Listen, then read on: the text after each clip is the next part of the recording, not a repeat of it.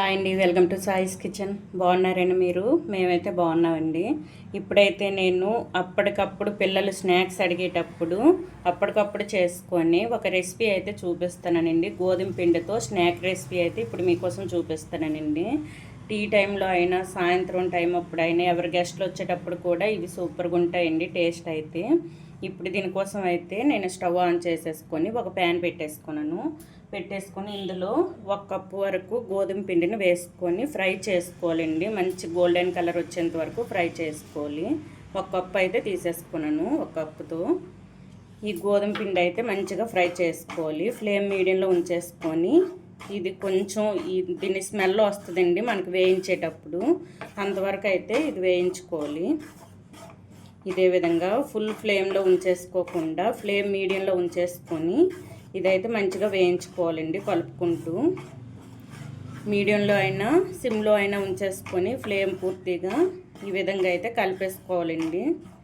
ఒక 3-4 మినిట్స్ పడుతుందండి ఇదైతే వేగడానికి మనకి. అంతవరకు ఇదే విధంగా ఫ్రై చేసుకోవాలి.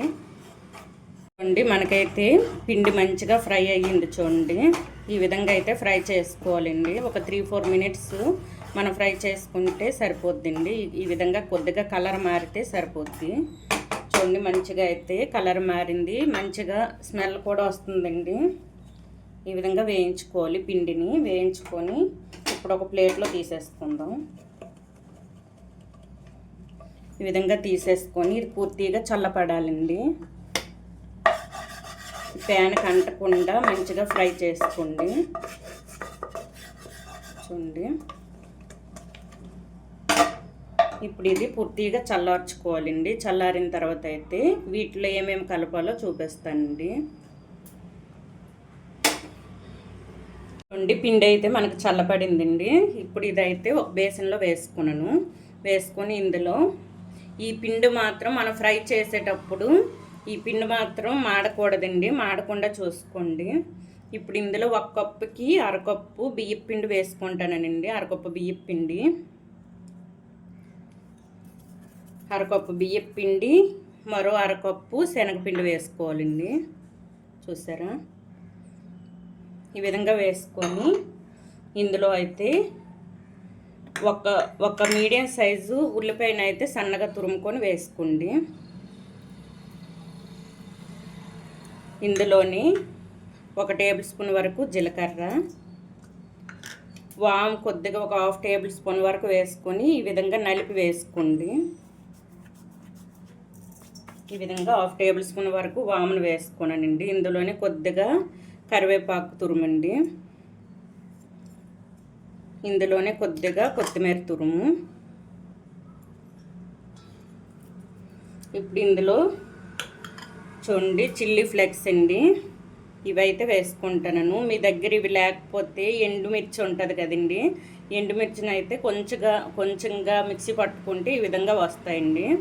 ఇదైతే 1 టేబుల్ స్పూన్ వరకు వేసుకుంటాను. టేబుల్ స్పూన్ వరకు అల్లం వెల్లుల్లి పేస్ట్ వేసుకోండి.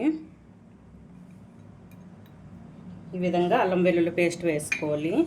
ఇందులో టేస్ట్కి సరిపడా సాల్ట్ వేసుకోవాలండి. ఈ పిండికి ఎంత సాల్ట్ సరిపోద్దో అంత అయితే సాల్ట్ వేసుకుంటున్నాను. ఇప్పుడు మొత్తం కూడా కలిసేటట్టు కలిపేసుకోవాలండి.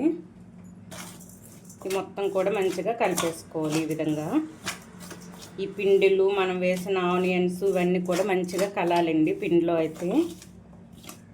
ఈ విధంగా కలుపుకున్న తర్వాతే మనమైతే వాటర్ వేసి కలిపేసుకోవాలి.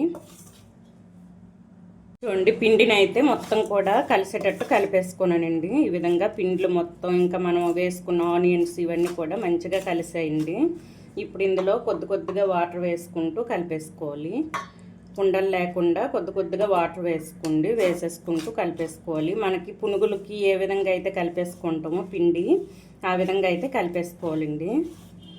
చూసారా, కొద్దిగా వాటర్ వేసుకుంటూ చేసుకుంటే మనకైతే పిండి అనేది పలచపడదండి. ఈ విధంగా కొద్దిగా వేసుకోవాలి. నాకైతే 1 గ్లాస్ వరకు వాటర్ పడిందండి ఇందులో. చూడండి, ఈ విధంగా ఎక్కడ ఉండలు లేకుండా కలిపేసుకోండి. చూడండి, పిండిని అయితే ఈ విధంగా కలిపేసుకోవాలండి. చూసారా, ఈ విధంగా అయితే ఉండాలి మనకి. ఇంకా పలచగా చేసుకోకండి. మీకు వాటర్ ఎక్కువ ముందు వేసి పలచపడిందంటే కొద్దిగా మీరు శనగపిండి అయినా వేసుకోవచ్చు, బియ్యం పిండి అయినా వేసుకోవచ్చండి. వేసుకొని ఈ విధంగా అయితే రావాలి మనకి.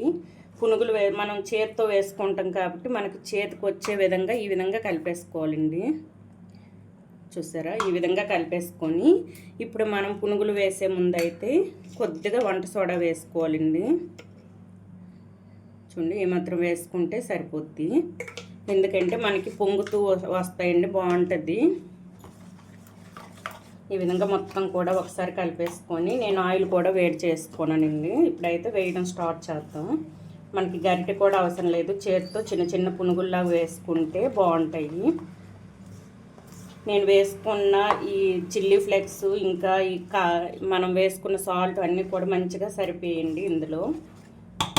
ఇప్పుడు ఇదైతే మనకు పిండి రెడీ అయిపోయింది. ఆయిల్ కూడా మనకి వేడిలో ఉందండి. ఇప్పుడు ఇదైతే వేయడం స్టార్ట్ చేద్దాం. చూడండి, ఆయిల్ కూడా మనకు వేడి అయిందండి. ఇప్పుడైతే పూర్తిగా సిమ్లో ఉంచేసుకొని ఇవైతే కొద్దిగా చేతితో తీసుకుంటూ వేసుకోవాలండి. ఈ విధంగా పునుగులు మనం ఏ విధంగా వేసుకుంటాం అదే విధంగా కొద్దిగా తీసుకుంటూ వేసుకోవాలి. మీకు ఏ సైజు కావాలంటే ఆ సైజుని అయితే వేసుకోండి. ఈ విధంగా బాగుంటాయండి, క్రిస్పీగా వస్తాయి. మనం బియ్యం పిండి వేసుకున్నాం కాబట్టి ఇవి క్రిస్పీగా వస్తాయండి. ఈ విధంగా మనకి నచ్చిన సైజులో వేసుకోవచ్చండి. ఇంకొంచెం చిన్న సైజు కావాలంటే చిన్న సైజు కూడా వేసుకోవచ్చండి. చూడండి, ఈ విధంగా ప్యాన్ మొత్తం ఇదే విధంగా వేసుకోవాలండి. చూడండి, ప్యాన్కి ఎన్ని సరిపోతాయో అన్నీ వేసుకోండి, ఎక్కువ వేసుకోకండి. ఎక్కువ వేసుకున్నారంటే ఒకదానికొకటి అంటుకుపోతాయండి. అందుకోసమని ప్యాన్కి సరిపడినన్ని వేసుకొని ఈ విధంగా రెండు వైపులా తిప్పేసుకోవాలి. చూసారా, మనకి ఎంత మంచిగా వచ్చాయో. మనం వంట సోడా వేసుకున్నాం కాబట్టి కొద్దిగా పొంగుతూ వస్తాయి. చూడండి, ఈ విధంగా అయితే చేసేసుకోవాలండి. రెండు వైపులా కూడా మంచిగా వేయించుకుంటూ గోల్డెన్ బ్రౌన్ కలర్ వచ్చేంత వరకు వేయించుకోవాలండి. వీటిల్లో అయితే చూడండి, మనకి బోండాల టైప్లో వచ్చాయి. చూడండి, ఈ విధంగా అయితే వస్తాయండి. మనం పిండిని కూడా మంచిగా ఫ్రై చేసుకోవాలి. ఫ్రై చేసుకుంటే మనకి టేస్ట్ అయితే సూపర్గా ఉంటుందండి. చూడండి, ఈ విధంగా బోండా టైప్లో వచ్చాయి. ఇప్పుడు ఇవంతా ఈ మొత్తం కూడా ఫ్లేమ్ మీడియంలో ఉంచేసుకొని మీడియం టు హై ఫ్లేమ్ పెట్టేసుకొని ఇవైతే మంచిగా గోల్డెన్ కలర్ వచ్చేంత వరకు వేయించుకోవాలండి. మంచి గోల్డెన్ కలర్ రావాలి. ఈ విధంగా పచ్చిగా తీసేసుకోకండి, లోపల పచ్చిగా ఉంటుందండి. మనం ఆనియన్స్ ఇవన్నీ కూడా వేసుకున్నాం కదండి, పచ్చిగా ఉంటే మనకు తినేటప్పుడు మంచిగా ఉండదండి టేస్ట్ అయితే. ఈ విధంగా కలిపేసుకుంటూ వేయించుకోవాలండి మంచి గోల్డెన్ కలర్ వచ్చేంత వరకు. చూడండి, మనకి పునుగులు అయితే మంచి కలర్లో వేగాయి. చూడండి, ఈ విధంగా అయితే వేగేటప్పుడు తీసేసుకోవాలి. ఇవైతే తీసేసుకుందామండి. ఇప్పుడు ఇదే విధంగా వేగాలండి మనకైతే, మరీ ఎక్కువ వేయించుకోకండి. ఈ విధంగా ఈ కలర్ వచ్చేటప్పుడు తీసేసుకోవాలి. చూడండి, ఆయిల్ కూడా ఎక్కువ పీల్చుకోలేదండి. ఇవి ఆయిల్ కూడా ఎక్కువ పీల్చుకోవు ఇవి. చూసారా, ఈ విధంగా అయితే తీసేసుకొని ఇవైతే ఒక ప్లేట్లో వేసేసుకుందామండి. చూడండి, ఈ విధంగా మొత్తం కూడా ఇదే విధంగా చేసి చూపిస్తానండి. ఇదే విధంగా చేసుకోవాలి. ఇంకొంచెం పిండి ఉందండి, ఇదే విధంగా చేసి అయితే మీకు చూపిస్తాను. చూడండి, చాలా టేస్టీగా ఉండే గోధుమ పిండి స్నాక్స్ రెసిపీ అయితే మనకి రెడీ అయిపోయిందండి. ఈ విధంగా అయితే చేసేసుకోండి, చాలా టేస్టీగా ఉన్నాయండి. ఎవరైనా ఇంటికి గెస్ట్లు వచ్చేటప్పుడు కూడా అప్పటికప్పుడు ఈ విధంగా చేసి పెట్టవచ్చండి. టేస్ట్ అయితే సూపర్గా ఉన్నాయి.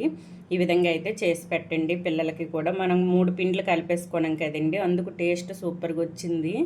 ఇంకా మనం గోధుమ పిండి వేసుకున్నాం, శనగపిండి, బియ్యం పిండి 3 వేసుకున్నాం కాబట్టి లోపల స్పాంజీగా బయటన క్రిస్పీగా మంచిగా వచ్చేయండి. టేస్ట్ అయితే సూపర్గా ఉంది. ఈ విధంగా అయితే చేసేసుకోండి. చూసారా, మనకైతే క్రిస్పీగా బయటన క్రిస్పీగా లోపల చూడండి. చూసారా, స్పాంజీగా వచ్చిందండి లోపల కూడా. ఈ విధంగా అయితే చేసి పెట్టండి పిల్లలకి, చాలా ఇష్టంగా తింటారండి. టీ టైంలో అయినా ఇంకా ఎవరు గెస్ట్లు వచ్చేటప్పుడు కూడా చాలా ఇష్టపడతారండి స్నాక్ రెసిపీ అయితే. ఈ విధంగా అయితే అప్పటికప్పుడు చేసుకోవచ్చండి. 10-15 మినిట్స్లో అయితే మనకి రెసిపీ రెడీ అయిపోద్దండి. ఈ విధంగా అయితే చేసి పెట్టుకోండి. మీకు ఈ గోధుమ పిండితో చేసిన స్నాక్ రెసిపీ కనుక నచ్చినట్లయితే అండి లైక్ చేయండి, షేర్ చేయండి, నా ఛానల్ను సబ్స్క్రైబ్ చేసుకోండి. ఇంతవరకు ఈ వీడియోని చూసినందుకు అంతమందికి కూడా చాలా థ్యాంక్స్ అండి. ఓకే, బాయ్ అండి.